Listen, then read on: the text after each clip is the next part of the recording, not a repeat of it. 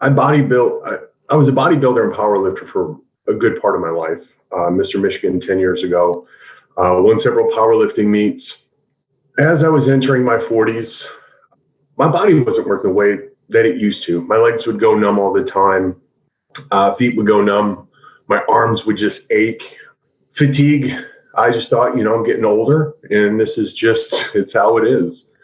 COVID hit and I wasn't able to go to the gym like I normally did. So I made do with the things that I could at home, a lot of cables and so on.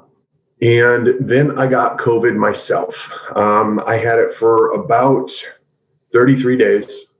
For most of that time, I had a fever of about 102.5, probably 3/4 of that time, actually. I had it for longer than anyone I know that didn't pass away. Come to find out, all this time I had an autoimmune disease, and that was why. I went through a divorce after COVID, unfortunately. And as someone that has worked from home for about 13 years, I packed up my dogs. I'm like, let's go. So we went around the country to Airbnb. Went from South Carolina, where I live, up to Michigan, where I'm from originally. Met up with some friends and went to a CrossFit class. They were doing deadlift and squat that day. And I'm like, piece of cake. Let me go ahead and throw on my warm-up weight and we'll get started. Nope, I couldn't do it. I didn't have the balance to deadlift 135, which was basically my warm-up weight most of the time. I didn't realize it, but my calves were paralyzed. That was a shot to the ego. It was just little bit by little bit that they were gone, and all of a sudden they were gone. Tried to squat, same thing. I could barely do the bar. Talked to a couple. It was a huge shot to my ego. I didn't know what to do. I personally took it hard because those were things that I'd done for so many years. With that same CrossFit class, we took a trip down a river in Detroit in tubes for about 4 hours. So I'm sitting in this tube with my butt in the water, essentially, and my legs over the edge. And my legs didn't like that. Once we got back to shore, I couldn't stand up without falling down. Everyone had assumed that I was drunk, but my legs couldn't be in that position for that long. I didn't know that. So somebody had recommended, hey, listen, a friend of mine's a podiatrist, go see him.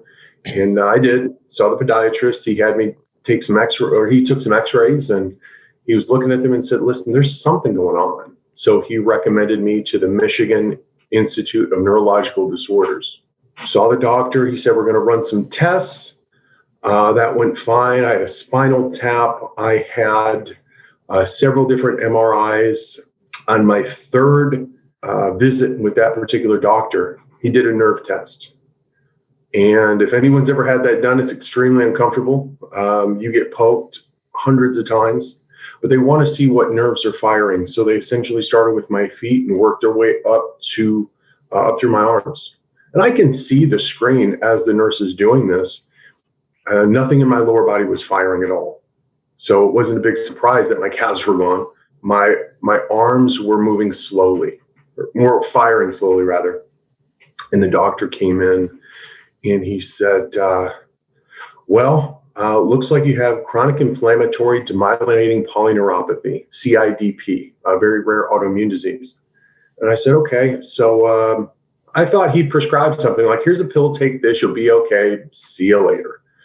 No, he said, he took the exam table paper and was drawing out. He said, listen, the myelin sheath or the cover around your nerves is deteriorating.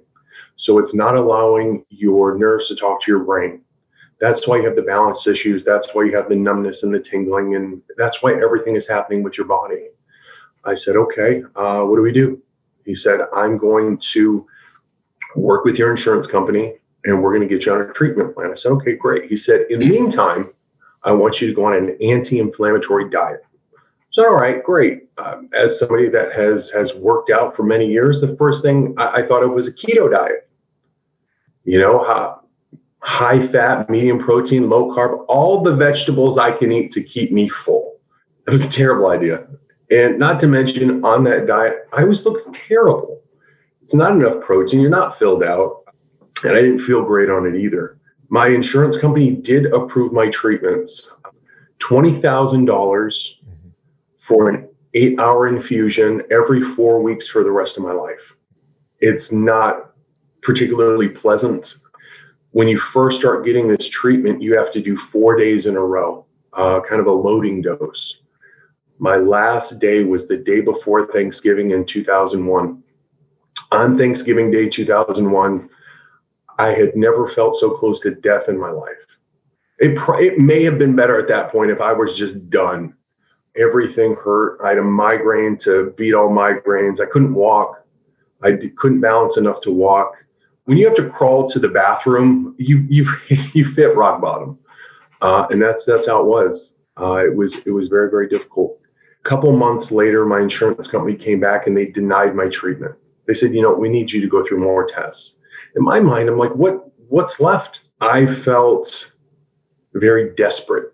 I felt like I was working without a net at that point. Not to mention stress causes inflammation.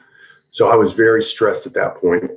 I went online to try to find other people that have had this that maybe have beat it. And all the testimonials I found of individuals with CIDP, it's more like, well, I went to bed last night and woke up and then I was paralyzed from the waist down, or started my day fine. And by the end of the day, I was paralyzed from the neck down. I didn't want any of that. That sounds truly awful. And there have been people that were getting this IVIG treatment that I was receiving that it didn't work for them. So it was all I had at the time, though. So I started doing some research on autoimmune diseases and diets. I just happened to stumble across Michaela Peterson's TED Talk, Divine Intervention. And she was talking about how the carnivore diet had helped her through autoimmune diseases. And then I happened to come across several of your podcasts with Joe Rogan. Ever since February 1st of 2022, I've been carnivore. Let me mind you, I'm sorry. Hey, let me, before we get into this, I want to just back up a little bit because, when I found you were coming on, I did a little, reading about CIDP because it's not something I see. It's not a very common disease. It affects about 30,000 people in the United States every year, about 1 million people worldwide, mostly males, 2 to 1. Onset of age is closer to 50, but sometimes can be earlier. And we see it more often in diabetics, which is interesting. And I assume you're a fit guy, a bodybuilder, an in-shape guy. I would assume a relatively clean diet, omnivorous diet, I'm sure, for most of your life. Is that fair to say? Yes, sir. And as an athlete, as a guy who values and certainly appreciates the fact that I'm physically able and capable and can train and push myself. It's such a privilege to be able to do that. I can imagine how horrifying it must be to be as someone who is otherwise is capable, all of a sudden barely being able to walk. I can't imagine the day if I walked in a gym and couldn't deadlift 135, I would cry. I would. It's got to be just absolutely debilitating. And I'm sure once you got the diagnosis, you were reading about it. It is. It's often progressive. A lot of people end up in wheelchairs. There are some, a lot of people cortisone and these, IV immunoglobulin treatments, which are extremely, Pfizer makes one called Perzyga, which is, like you're saying, $20,000, every month for the rest of your life adds up pretty quickly. That's incredibly expensive.